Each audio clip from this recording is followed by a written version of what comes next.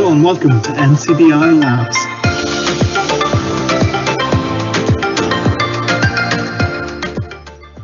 Well, we're back for the first show of 2021, and you'll have to bear with me a little bit today. I'm a bit rusty. It's nearly a month since I was in the hot seat the last time. Karen, of course, was in the hot seat for the last show of 2020, looking back on some of the highlights of the live events last year. But don't worry, we've got some great topics in the coming weeks as well, some really interesting innovations and initiatives that we'll be talking about, all centered around the technology that's of use to you. Now, we've had some great feedback from the survey that was launched in December, so you'll be seeing some of your suggestions over the coming weeks as well. And just a reminder that if you'd like to be in with a chance to win a Blind Shell Classic mobile phone or a 4th generation Amazon Echo Dot, you can still enter by filling in the survey in our technology newsletter before January 22nd. So that's Friday week.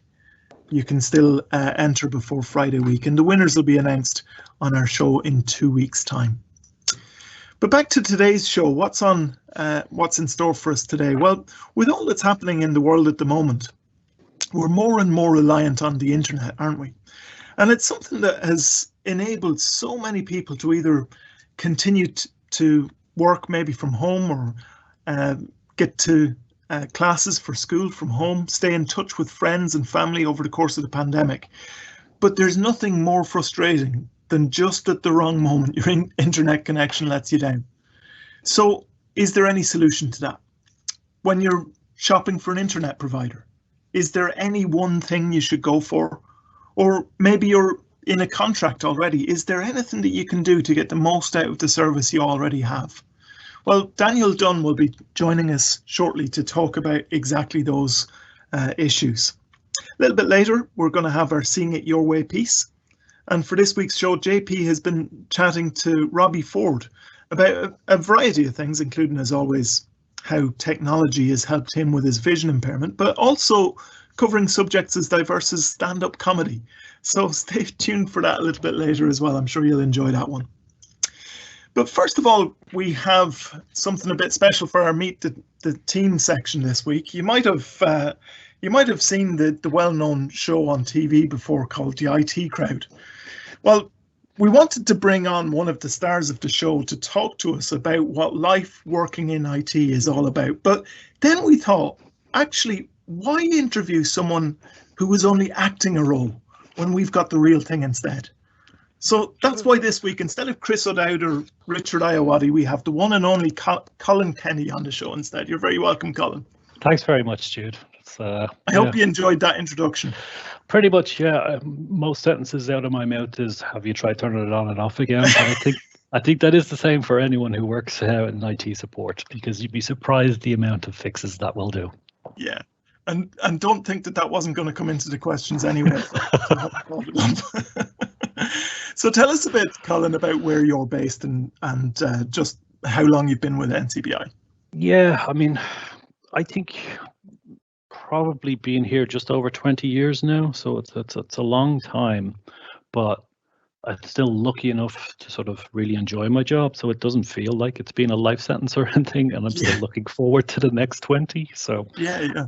Quite happy what I do. I mean, originally I started a long time ago just to cover someone who had left the organization, and it was like a rolling 3-month contract for the course of a year, and then that turned into full-time, and sort of my role has changed over the years. Initially it was just like tech support just for internal staff. That's now grown to tech support for internal staff, service users, now growing into sort of the purchasing of all assistive technology products, the shipping of it.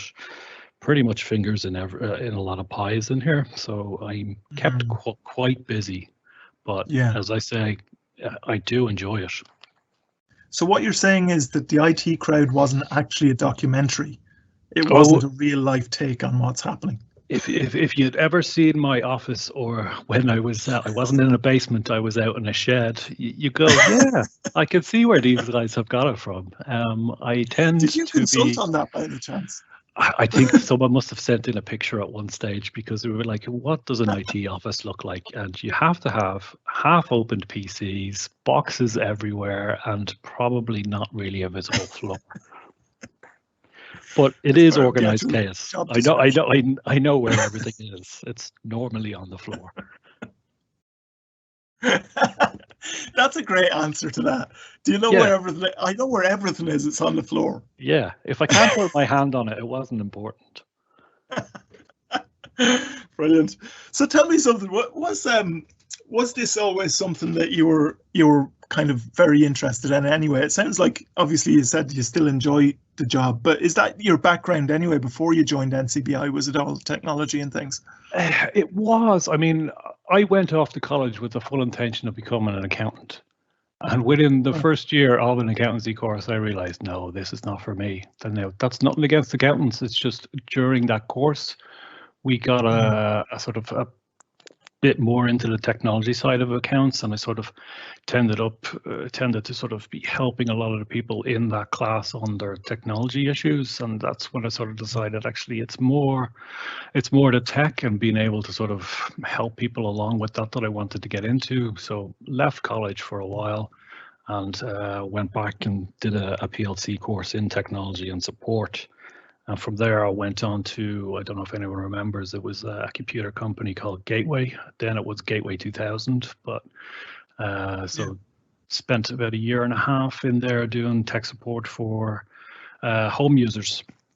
And that was really interesting. I mean, it's a good foundation for anyone doing technology is to be on the phone to any client trying to fix the problems. But Gateway had this brilliant idea of it's almost like a party line where you would stick 6 home users with the same problem into a chat with one tech, and he would try and sort out the problems in a queue. That sounds like another potential comedy in the making, surely. Horror, maybe horror comedy. Yeah, it was quite intense. I remember, like, as techs, you would go on to that sort of call type environment for an hour, and you would be given half an hour off to cool down. Yeah, I can imagine. And tell me something. Do you find overall, like the whole element of trying to support somebody from afar over the phone or over the internet, maybe a Teams call or something like that, how challenging is that? It is quite challenging, even before the likes of a TeamViewer where we can remote into it. I would say, it's knowing the product well, so you can visualize what the user is doing, and then being able to sort of describe what you want them to do. With the sort of the introduction of remote support with TeamViewer for us, it was really a game changer where we could sort of just log onto your machine. We'd do it for you, but it's not really doing it for you. I like to sort of let the users try and do it so they're sort of getting used to it, but I can see what they're doing. I'm not trying to visualize it in my head. I think within about 7 months of getting that in, I almost lost the ability to visualize stuff in my head of what they were doing. So I still try to force myself to be up on all the products so I know what it should look like. Yeah. Because that can be quite a challenge. I suppose there's other barriers if you can't see what's actually happening on the screen or on somebody's computer. They might be, even if it's actually the same issue for them in that they can't see what's happening on the screen, they know what they've maybe just done, or they might be more familiar with their system. But trying to pick up on that through how somebody describes it over the phone can be maybe a little bit more difficult sometimes. Yeah, I suppose one of the other roles I was in was like a localization engineer for Microsoft, where we were testing Windows 2000 at the time. So that's how long ago that was. But I was the Swedish language lead. I can't speak Swedish, but we had to test the product in Swedish. So it's sort of just you roughly know where the buttons are, you get to sort of used to it. That sort of helped going forward. I think being able to sort of just go, right, I know what we need to do on how we need to get there. I just mightn't be able to describe exactly what's there. Yeah, man, that must have been a pretty challenging role to be in. That was a very good one, I thought. Yeah. Is there anything particular you're kind of working on now? Any big projects in sight, or there might be things, of course, that aren't overly interesting for people to hear about, but anything much going on at the moment happening? Oh, there's always stuff happening. Yeah. I teach Jude, as you know. There's big projects. I mean, we tend to sort of, a lot of the internal projects for staff that sort of in the background tend to be sort of bigger projects that we work on. So I mean, last year was like a digital transformation rollout, which we timed. I don't know if we knew COVID was coming, but we had shifted a lot of people over to laptops and they were able to work from home quite easily. This year we're looking at, I mean, our whole core system where we record information around service users, we're looking at sort of tagging new stuff onto it, changing the models, just to be allowing us to be able to sort of record more efficiently what we're doing with service users, and also just to be able to reach out to them in a more timely manner as well.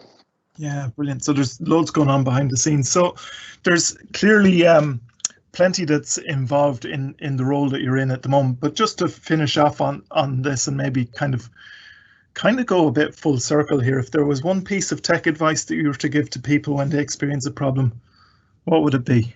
Well, we've already said it. Come on, like if you haven't turned it on and turned it off again, it's normally going to be someone's first question. Like, yeah. Good stuff. So on that note, thank you very much for joining us, Collyn. No problem. Appreciate Thanks that. a lot, Jude. Hopefully we'll have you on again at some point in the future. All right. Thanks a lot. Great. So with that, kicking off our show, our first show for this year very nicely. And while Collyn goes off to plot his revenge on the live events team, we're going to move on to the next piece today. And as we mentioned, we're going to be talking about what you need to know about getting the most from your internet connection. Of course, as usual, if you have any questions that you'd like our panel to answer, you can just email us at labs@ncbi.ie, or if you have a question or a comment that you're joining on Teams here as well, you can just use the panel there on the right hand side of Microsoft Teams. So let's get onto this subject then of how to get the most of our internet connection. And today we'll be kind of tying in some of our quick tips segment that we normally have into this section as well. It kind of ties in quite nicely with this discussion as well. So good to have you back on the show, Daniel. Hi, Jude. Happy New Year to you, and Happy New Year to all our regular listeners. Great to be back, thank you. I think. Yeah. So first of all, can you tell us about the different types of internet connection available in Ireland? And Jude, there's quite a basket of them out there. And I suppose before getting into listing them off one by one, because as I call these out, there's one major factor that's going to come in to influencing your type of internet connection. And there's three words to it. It's location, location, location. Certain services are available in certain locations and others are better in other locations. But I suppose the most popular one in Ireland at the moment will be, your standard telephone line that delivers broadband. That's probably by and far the most popular. It's quite widespread across the country, but again, it doesn't perform fantastically in the rural areas, the places outside your villages. I suppose getting into your Dublin, Cork, and areas like that, you have your TV cable companies who also provide it. So that's a totally different system. Major towns, major county towns would probably have those. Not all of them, but a lot of them would. So that's an option there. So you kind of a bit of competition going on there with the telephone lines in the towns and the TV companies delivering it through the likes of your Virgin Media and that. So that they're the two, I suppose, two most popular, that have the biggest penetration through the population. We're all familiar with mobile data on our mobile phones if we have a smartphone. And obviously that's a type of broadband service in itself. 4G is the next, a recent generation of a 5G is on the way. With 4G, I suppose, there's great penetration around the country, and that has the bonus of working well in urban and rural areas and outside your villages as well. When you start getting out into the countryside, you know, when you go maybe more than 2 miles, 3 miles maybe outside your, you know, your local village or small town or whatever, you're starting to get onto the back burner of what's available. You know, in some really hard to reach areas, you're going for satellite broadband. You could be looking at fixed wireless, and or the mobile data in its own, you know, away from your smartphone. They put it in a small little box that you plug in your house. So it really does come down to location. And they're the different types of what's out there. And I suppose I gave a little overview of where they tend to be found. Yeah. So with those different types, then let's say that you've got a few different ones of these that are available to you in the location you're in. What are some of the strengths and weaknesses of each of them? Like, you could talk about like cost and expense. Surely there must be quite a difference in cost and expense, maybe ease of setup, things like that. Yeah, there definitely is. Like the costs, unfortunately, Ireland is an expensive enough country for broadband. So like you can be going anything from, you know, maybe 30 euros a month roughly up to even 70 euro a month in some cases, and beyond if you're you know, maybe if you're requiring extremely heavy usage. But that would be, you know, a rare situation. But like it is expensive, so it does come into fact then that, you know, how much do you want to be paying a month?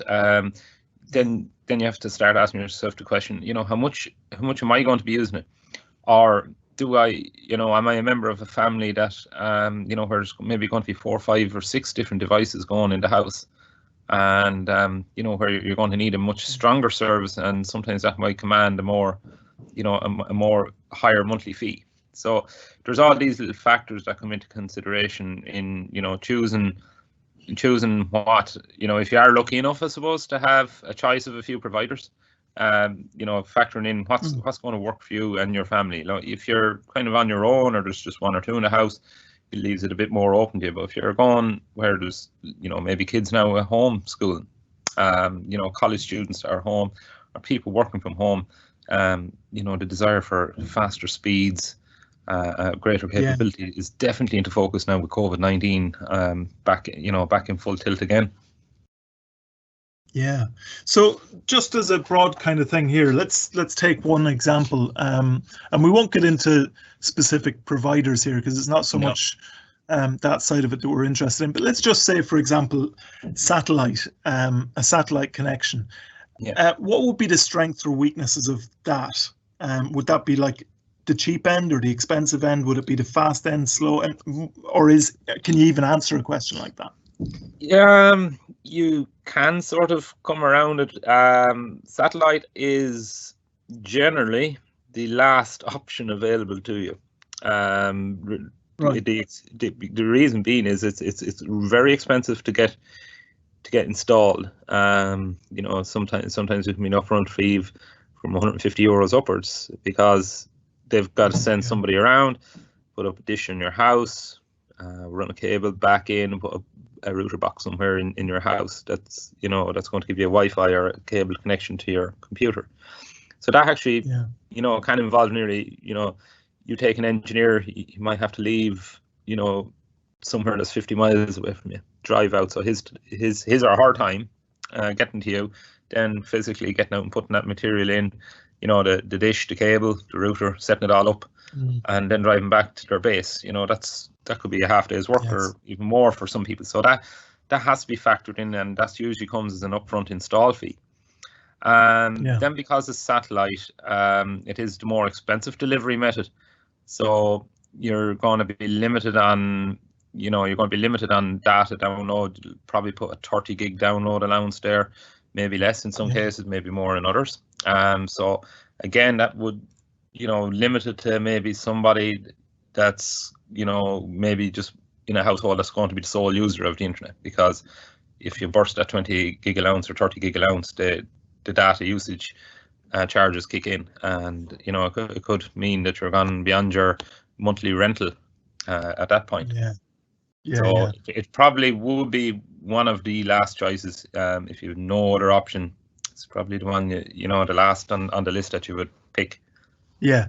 Okay, so that gives a bit of an idea as well of what the capabilities are, and it's good to just hear everything, all of the different options that are out there as well. I think that's just useful sometimes when people are choosing things. So just if somebody was actually in that position now, where they're thinking, okay, I'm not committed to anybody yet, I'm not in a contract, I can choose a broadband provider, an internet provider for myself, what sort of guidance would you generally give? What advice would you give to somebody if they're not able to get the more mainstream options? Satellite might be the last thing, but what would you suggest before that? Right, if the phone line option is not available to you. Now, I'll say it's two things about the phone line option.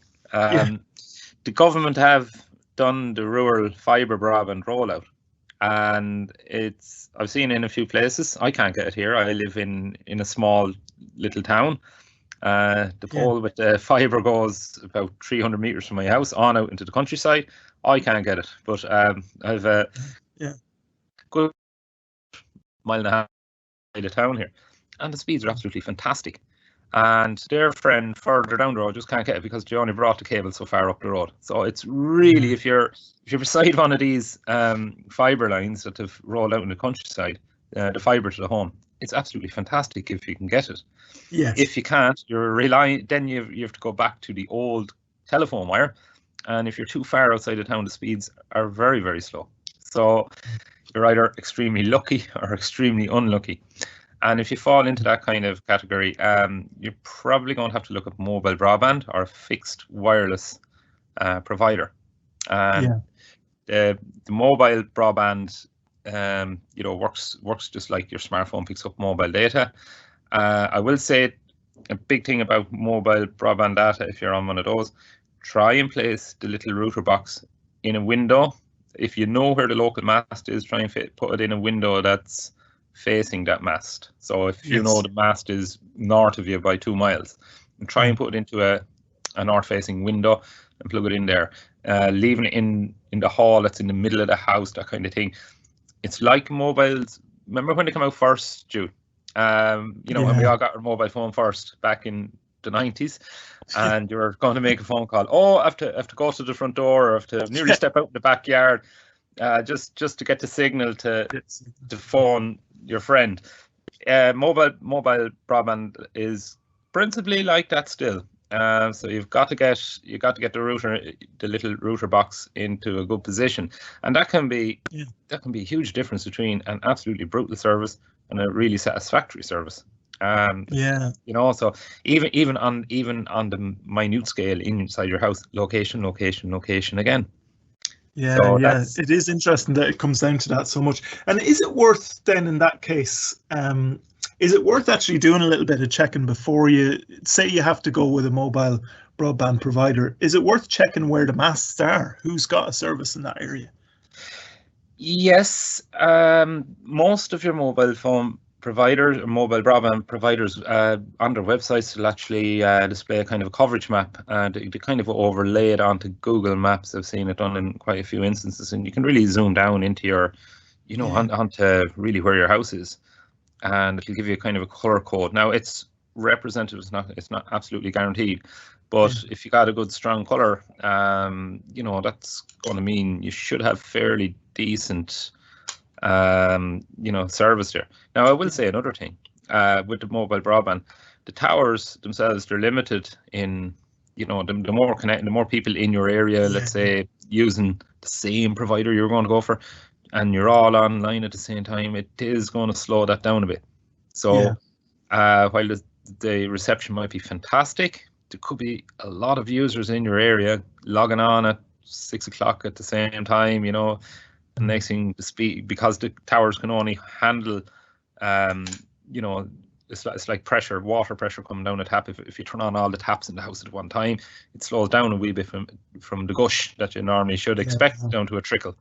So that's another factor in play as well.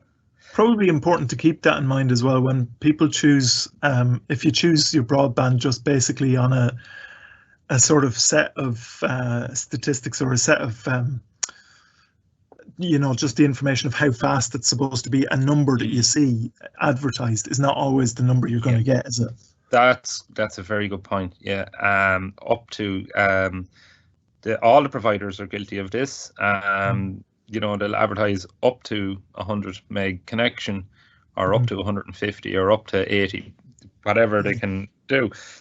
Again, the up to is, you know, somebody in an area that says up to 100 meg will actually probably in theory never hit the 100 meg. They might get 90, and that could be at 4 o'clock on a Sunday morning when nobody else is online, and there's, you know, it's a grand clear calm night out and everything. You know, the fox is howling at the moon from the south kind of thing instead of from the north, that kind of thing. But no, up to is definitely, I definitely wouldn't be reading into those figures. It's like it's technically possible, but but that's about it. It's just So let's change track a little bit here and just think about, if let's say you have already made your choice, or you're stuck in a contract and you're finding that maybe the internet speeds just aren't particularly fast. What are some of the things that might cause an internet connection to slow down? You mentioned one of them there was like if there's a number of people all trying to get onto the internet at the same time. Is there anything else that can impact that? Oh gosh, Joe, there's a whole host of things now. I kind of alluded to one of them there earlier about the position of a mobile broadband data box. But let's say if you're on the fixed telephone, you know, telephone wire coming in, and I'll mention this one because a sizable proportion of the country are on these kind of connections. There's one main telephone provider in this country, and their responsibility for managing the phone line system is they bring the cable to your door and one phone point. Okay, and after that, the responsibility is yours. So they will say that we've brought the service to the first telephone point in your house. They'll test it and say that's working fine. Now, what can happen is, because telephone broadband is shared with your voice calls, so you pick up the handset and you ring someone, it's all using that line. So the internet and your voice calls, they have to be separated out. And there's a little thing that comes with your broadband router. It's called a filter, and that's responsible for keeping the voice and the data separated. Otherwise, they'll squeal over each other, and generally take a hit on speeds, and even connections dropping from that. So filters are fierce important. But what happens is you usually get a router and there's only one or two filters with it, and you could have 3 phones around the house, and you could have the Skybox plugged into it, and you could have an old fax machine that you probably don't use anymore plugged in another room, and all these can interfere if they're not filtered, particularly if they're not filtered, or if a filter has gone. And I remember one case, you know, somebody phoned me up and said, every time the sister rings the mother, you know, they're living at home with their mother, every time the sister rings the mother, bloody internet drops, and it comes back and it drops, and it comes back and it drops. But turns out what was going on was the filter had gone, really. It wasn't working as it's supposed to. So we just changed out the filter, and now the day is up. House, you know, how even things plugged in like a house alarm, you know, some of them that use the phone line to monitor your house alarm, they have to be filtered as well. So all these things that are drawn off your phone line, they need to be filtered out. So it's a great thing to make sure that every device that's connected to your phone system in the house, particularly if you have lots of phone sockets around the house, that they are filtered correctly. That's actually a really interesting one, I think, because I think people probably would use the filters that are in the box when they get the router, and it kind of almost thinking, well, that must be enough because that's how many they sent me. And I've heard of people going along and they said, oh, I've tried this provider, that provider, the other provider, and they went through about 4 or 5 of them, and they say, oh God, none of them are any good. The internet keeps dropping on them.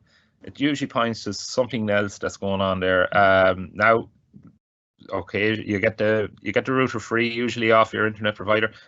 Now and again, you might get a dodgy one, and it has to go back, and you get a new box, and then your problem is sorted. But sometimes it can be something else as well. So it's to take into, you know, everything that can be aware maybe that these things can be wrong, you know. Yeah. And would there be any other issues that you'd be kind of, you know, that people need to be aware of, really, of what else can slow down internet in the house? Or baby monitors, huge issue now. The baby monitors now, a lot of them use a different frequency, but when Wi-Fi really kicked off in its beginning, people had TV senders, you know, let's say they had a second TV down the bedroom, and they transmitted a skybox down, or they had a baby monitor, and all these things. You turn on the Wi-Fi and you get lines across the screen. You know, so and else that's operating close to your Wi-Fi, or 2.4 or 5.0, can interfere with it too. So that's particularly though for the Wi-Fi people. You know, if you're going with a direct cable from the internet router into your device, that wouldn't be an issue. But I suppose nearly everything now has gone to wireless in a house. You know, if you're you know, you've your smart bulbs and all these smart sockets, all these things, that they're all relying now on the Wi-Fi. So anything that can cross that frequency, you know, can give potential issues as well. And did you mention that, like, say it's in an old house, big thick walls, things like that, is that much of an issue? Yes, absolutely.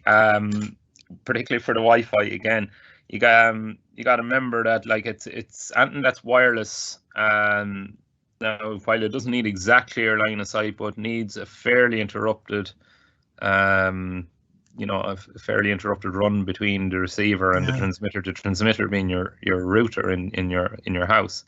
So if you've got walls of a house that was built in 1910s, 1920s, you know, they could be 3 foot thick.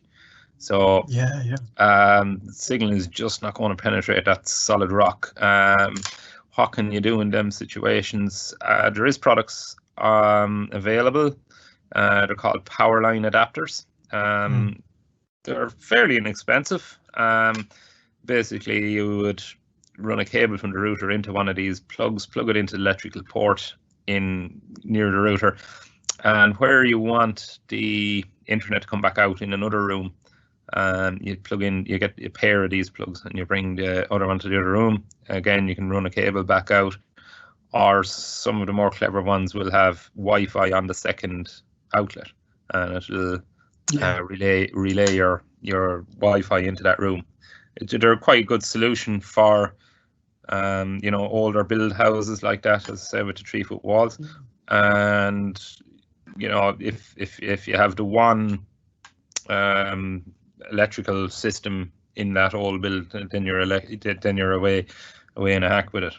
I don't think there's too many houses out there with 2 different electrical suppliers.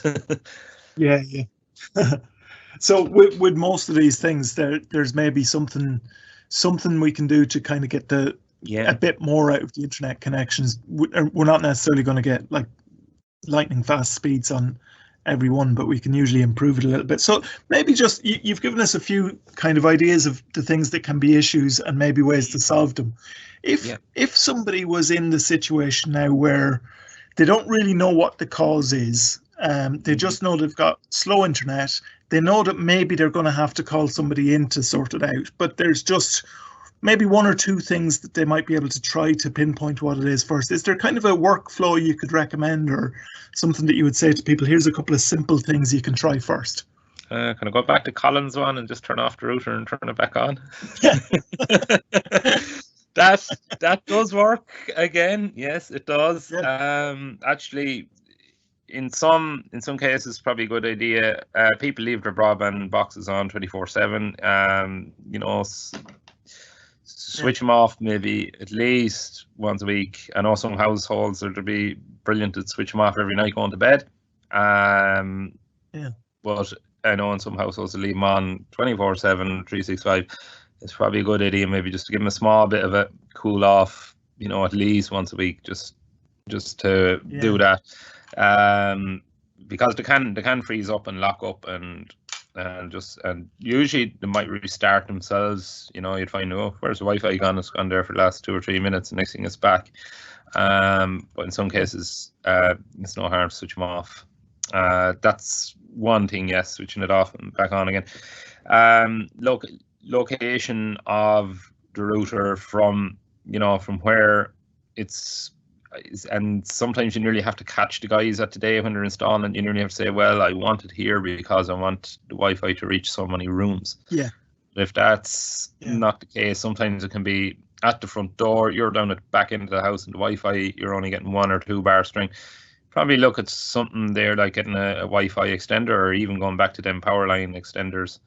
One of those 2 solutions will work there, just to bring that strength of Wi-Fi down, because the further away you get from your Wi-Fi, the poorer the speed is going to be.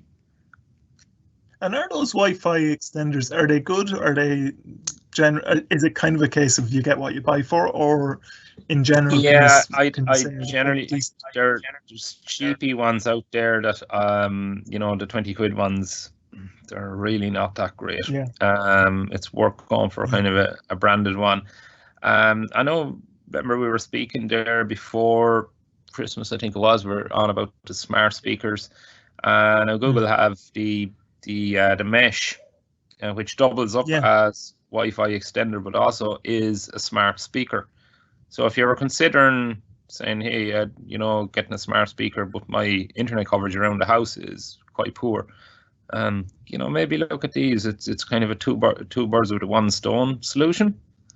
And thing about getting these extenders and whatnot, even if you change out your broadband provider, your contract with company A is up in 6-7 weeks time, and you're definitely going to company B because of a fantastic offer on, you can retune these Wi-Fi extenders and mesh systems to work with the next router you're going to get. So they're not.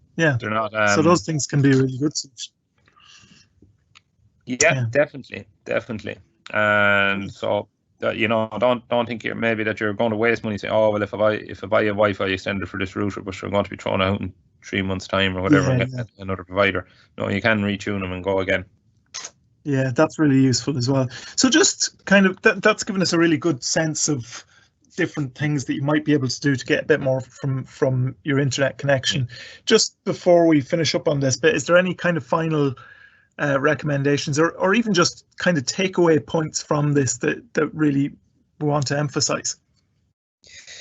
I suppose it's such a broad thing. The pros and cons of each connection type. It's how it performs, and as I said at the height of the show, it's location. So what will work for you and what won't work for you, or what could go wrong for you, or what won't go wrong for you, and your next door neighbor could experience the total opposite. It's such,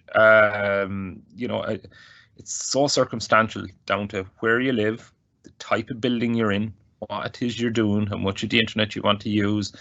Getting back to the area, even if if all your neighbors are on the one service, all that comes into play. And I suppose, how do you investigate that?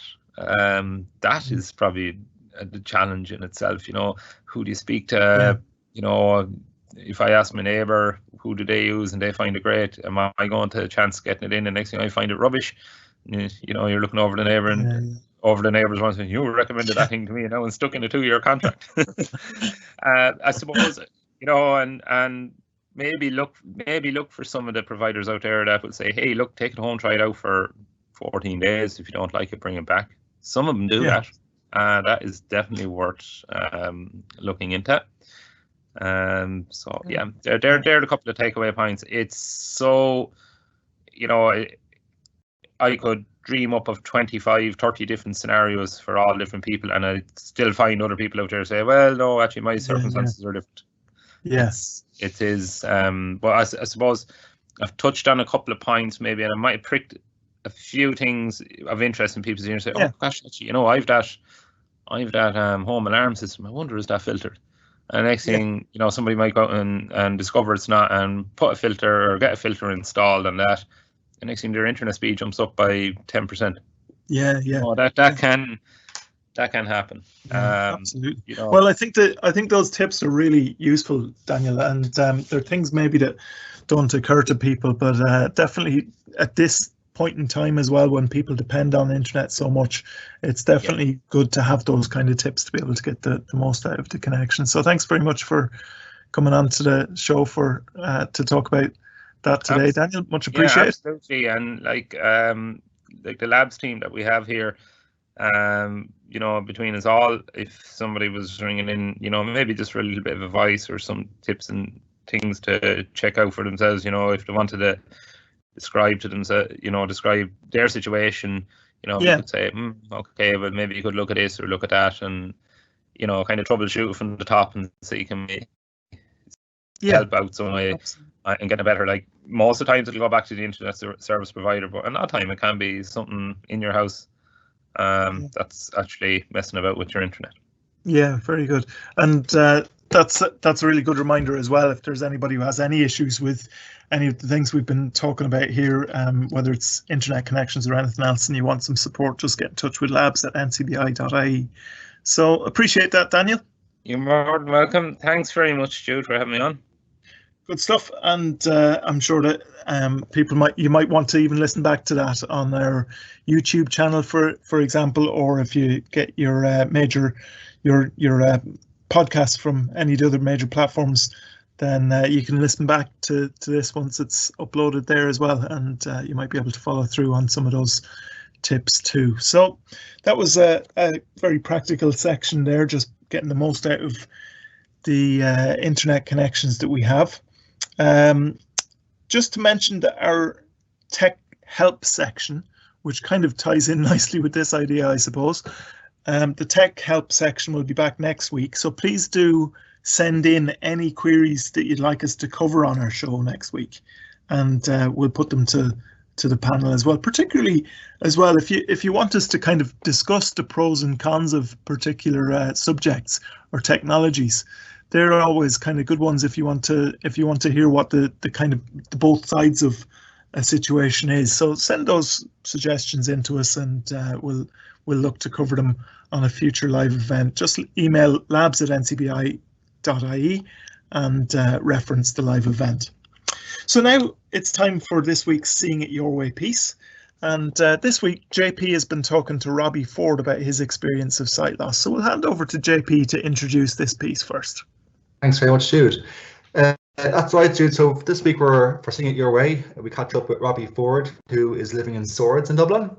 And so Robbie often attends our weekly virtual technology club meetings in Dublin, which I'm involved in myself. And I find he's always great to tell the group about a new piece of technology that he's found out about, or a new app that he's downloaded on his iPhone. And so today we're going to hear from Robbie about how he uses technology in his day-to-day life, as per usual in our Seeing It Your Way pieces.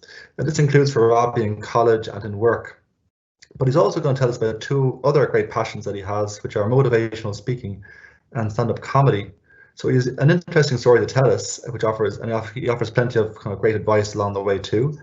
I think we're just about set to play the interview now with Robbie.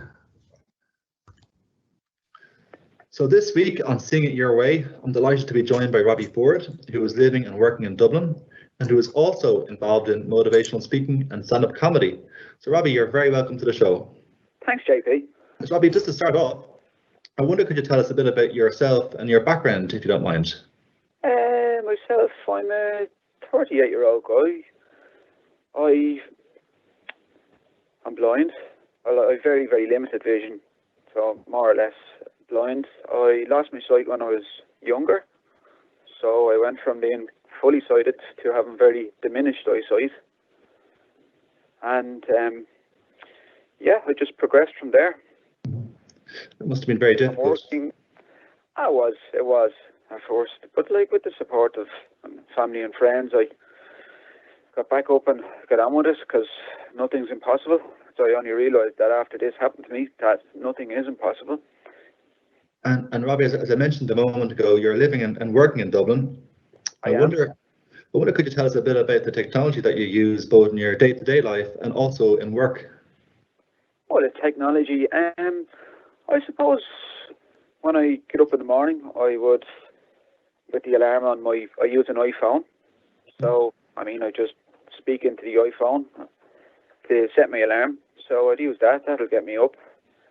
Reluctantly, I want to get up some mornings, but that's how it goes. And then I would, after doing the usual, I would check on my phone. Then I have an app called Dublin Bus, and I'll see when the next bus is coming.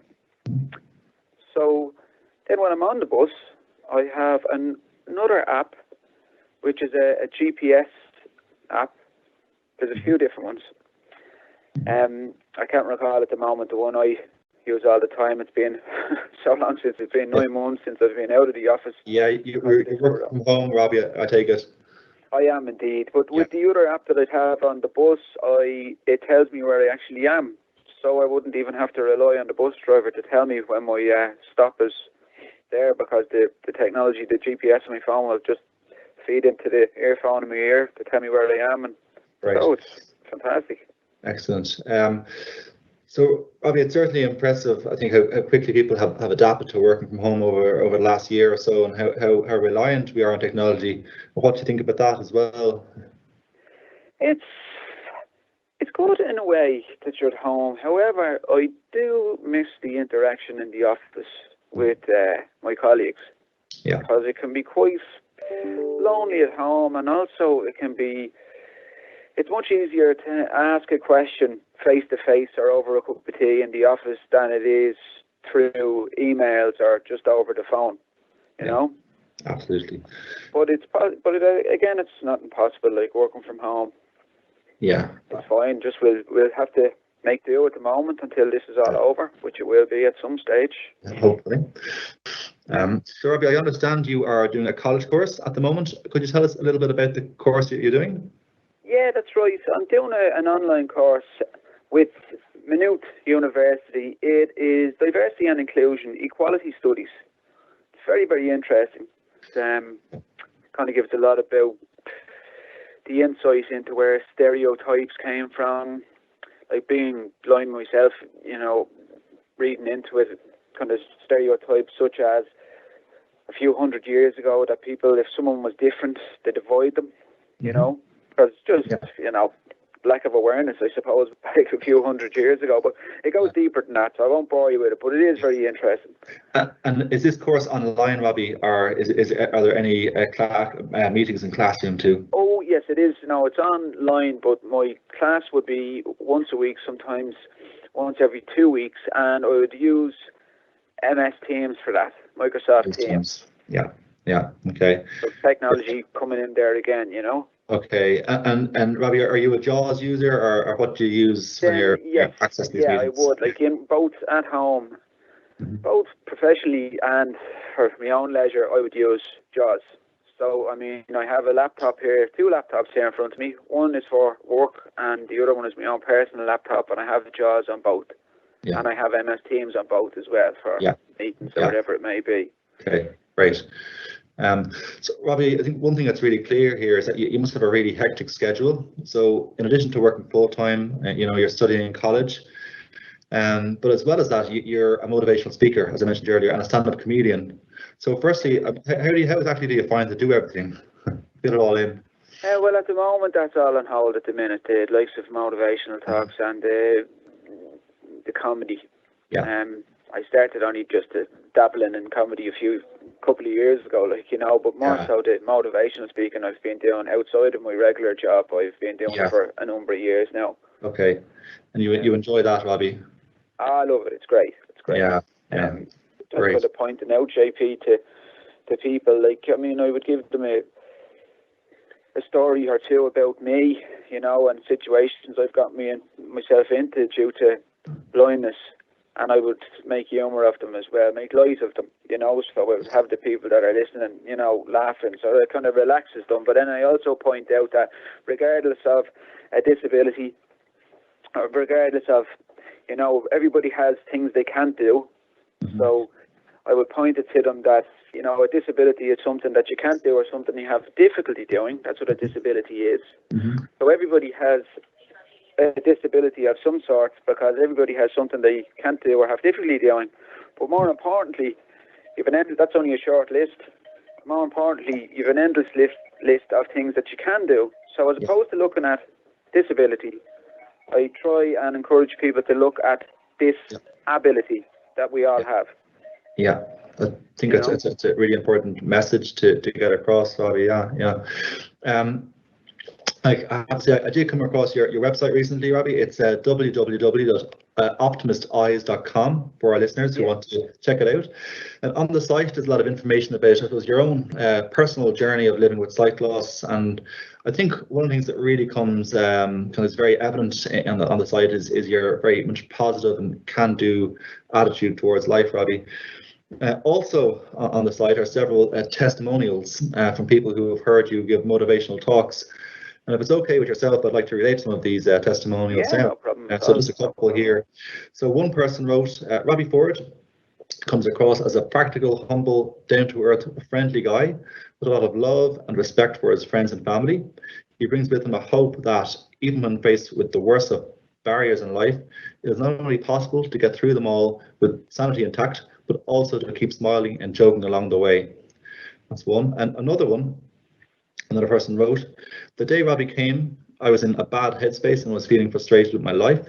But the minute he started telling his story, I forgot about how I was feeling. And it made me realize that if he could overcome his problems and succeed, then so could I. He really inspired me, and I thank him for that. Since then, I decided to go to college myself and make something of my life. So there are just two really impressive testimonials I'll be taking from your site, and it must be a great feeling to know that you're making such a positive impact on other people's lives.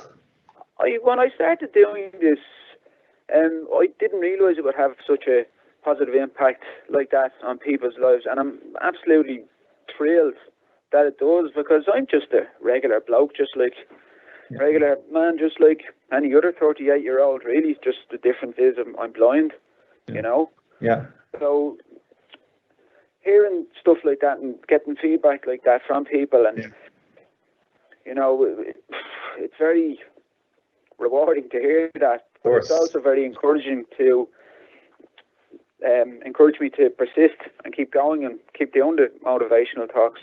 Yeah, of course. Robbie, I know the motivational talks that you give can be to various groups of people. So, for example, students or people in employment. I wonder, could you tell us how different, if it's the case, you find the talks you give in schools, for example, to the ones you might give to people in employment? Not maybe in terms of the content, but perhaps in terms of the reaction and the questions that you get. The younger people, they be teenagers, are more, I have to say, ask more questions, because I think the older people are set in their ways and they're more rigid and they're afraid to ask questions. So I would encourage both groups to ask me questions. With the teenagers in schools, I mean, the reason I go into schools is because, and to teenagers, is because they're at a vulnerable age where they don't know what direction they're going in life. You know, they're confused and they're looking at their peers and looking at their, you know, friends and other people in their class, and they're wondering why, you know, Johnny can play football and Johnny's good at athletics and they're not, but they're missing out on what they can do. They're looking at what others can do, but they're forgetting what they can do themselves, you know? So different questions, like, I mean, some funny questions, you know, would be asked, like, if I, you know, do you know what colours look like? Yeah. So, because I was sighted, like, I was talking to, one time I remember at school, and I was saying to the guy, I says, well, what colour do totally blind people see, people that are born blind? And naturally enough, a few of them said, oh, black, of course. And I said, well, how can they see black if they don't know what black looks like? And that really kind of, you know, blew them away, like, to think, oh, geez, I forgot about that, like, you know. Didn't realise that. And Robbie, as I mentioned earlier, I understand you do stand-up comedy. So how did you start getting involved in that, and whereabouts have you performed? I was kind of, I don't don't know if bullied is the right word into it, but it was out in Swords, a pub called the Lord Mayor's, and a guy kept asking me for a number of months would I do it. So just to shut him up, basically, I said I would, and I was terrified. So I did that, and I joke about and make light of blindness, like the way I do in the talks that I give, but more so on a stage, be more kind of adult humour on it, in the comedy. Yeah. But I make light of blindness, and I think that is very important as well, because there's such a lack of awareness in society about disabilities. Mm-hmm. And people make assumptions that someone that's blind, for instance, wouldn't be able to work. They wouldn't have a regular life, wouldn't go for a pint, wouldn't, have a regular life just the same as someone that's sighted. So in doing the comedy, I make light of that, and it actually opens people's eyes as well. Yeah. So I would bring a guide dog with me. Now, this is the thing. I don't have a guide dog. So just to be like, us Irish are very good at self-deprecation, Sure. So what I do is I just bring a lead with me, and there's no dog at the end of it. But Robbie doesn't realise that, because the poor fella's blind. Like, he doesn't realise there's no dog there. So I just make humour out of it, and it goes down very well. Yeah. Very good. So Robbie, technology is obviously evolving so quickly. How do you keep up to date with the latest technology? I wouldn't necessarily be a very techie person. So if I do come across new technology, which, as you said there, moving all the time, it's evolving, and new things are coming out all the time, I would give the likes of yourselves a shout in the National Council for the Blind, in the labs. The labs at NCBI.ie is a very, very helpful email to have, and I shoot it off to you guys, and you can steer me in the right way, which is have done with certain technology. It's very, it's great support. So thanks again for that. Great, Robbie. That's good. I'm glad you find it helpful. So Robbie, it's clear that technology has played and certainly continues to play a significant role in your life in a lot of ways. And can I ask, what advice would you give to someone who has sight loss and is just starting out using technology? Number one is don't be afraid. Because technology, when I started in the Council for the Blind, I remember I was 17 years of age, and I was being introduced to technology, and I found, because I was sighted before and I was able to see the screen on a computer, well, going from being able to see it to having to listen to the likes of the JAWS screen reader technology reading back to me what's on the screen, I thought to myself, this is, how am I going to do this? Yeah. But it's just persistence, and as I went on, more and more technology started developing that my friends were using, even though they're not blind, but it was blind friendly, like the GPS on a bus, like I mentioned earlier, and stuff like that. So just don't be afraid, try it. I mean, with these smartphones and all out now, you'd have people thinking, I wouldn't be able to use that, technology is way too advanced for me. You can just get a basic smartphone, and it's not that hard at all. So don't be afraid. Try it. Don't steer away from it until you try it. Don't knock it till you try it, as they say. Okay. Well, that's great advice. And Robbie, thanks so much for joining us today on the show. It's been great talking to you. No, lovely talking to you, JT, and thanks a million. And anytime, and if anybody wants to give me a shout on optimisteyes.com, that's optimisteyes.com, please do, because I'm right here, and any questions I'm more than happy to answer. Fantastic. Thanks again. Take care. Very good. So thank you very much for that, JP, and our thanks to Robbie Forde as well. Great to see that kind of mindset that Robbie has there as well. Really good way to approach things. So really enjoyed that interview. Very good. So we're nearly finished, but just before we finish, we've just had one question come in through Daniel. I think it's come to Daniel from earlier. Very good. You can hear me there. You can. Just a quick question come in through the labs@ncbi.ie email, and somebody's technology contract is about to end, and I'll need to sign up to another good value package. So maybe the different packages and offer from the various providers. Now, I'm not going to drill down through the different providers and all that out there. But what I will say is just look out at the offers that are there. There's some incredible introductory offers, and where you might get the first 3, 4, even 6 months at a real knockdown price, but then boom, it goes back up to a fairly significant price after that. So just maybe don't just see the headline price, read thereafter price as well. Factor that into your considerations when choosing a new provider if you so choose to move on. Hopefully we did get through a good bit of the different providers and styles of providers that are out there that can help you maybe look at it in a little bit more depth. There are some websites out there, price comparison websites, that'll weigh up all the different providers and the different options that are out there. Might be worth just investigating 1 or 2 of those websites as well. Again, if you have any further questions, do get back in touch with the labs team. We can maybe strike up a conversation, trying to filter down to maybe where you live and see what's available in your area. Is there something better?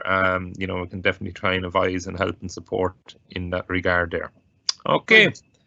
Brilliant, very good. So again, it kind of comes down to that location thing again. So yeah, by all means, if anybody wants to get in touch and get a bit more specific advice, that's great as well. So just before we finish, just a reminder that if you'd like to be in with a chance to win a Blind Shell Classic mobile phone or a 4th generation Amazon Echo Dot, you can still enter by filling in our live events survey, which you'll find in our weekly technology newsletter. The closing date is January 22nd, so that's Friday week, and then the winners will be announced in the next show after that, so that's 2 weeks from today. And of course, the bonus is that your feedback that you give us through that survey is going to help us make the show better as well. So please do fill in those surveys if you haven't already, and you'll be in with a chance to win our competition. In the meantime, if you need support from the labs team for anything, you can call us from 9 to 5, Monday to Friday on 1850 92 30 60, or you can email labs@ncbi.ie. Or if you want to avail of wider NCBI services, you can call 1850 33 43 53 or email info@ncbi.ie. And if you'd like to make a donation to support our services, you can also visit donate.ncbi.ie. And maybe you might even want to sponsor one of our live events. Well, you can do that as well by contacting us on our regular email of labs@ncbi.ie, and that can just help to keep our live events going. So just finally, just a reminder of what we're going to be talking about in some future live events next week. So our next show is going to be next week. We're back to the weekly shows at the moment while we're in this lockdown. So our next show is January 19th, that's next week at 2:30 p.m. And we're going to be looking at online shopping and online security as well. What are the things maybe to be a little bit aware of? What can you do to keep yourself safe online? We're going to talk about that a little bit next week. We're also going to be looking at smart wearables in one of our upcoming shows. So we're talking about kind of hands-free tech, not necessarily specifically designed for sight loss, but devices that can be useful all the same. So we're going to look at that in one of our future shows. And hopefully in a few weeks' time, we're also going to have an update on Soundscape. You might remember that from live event 11, we spoke about Soundscape. That was a really promising navigation app.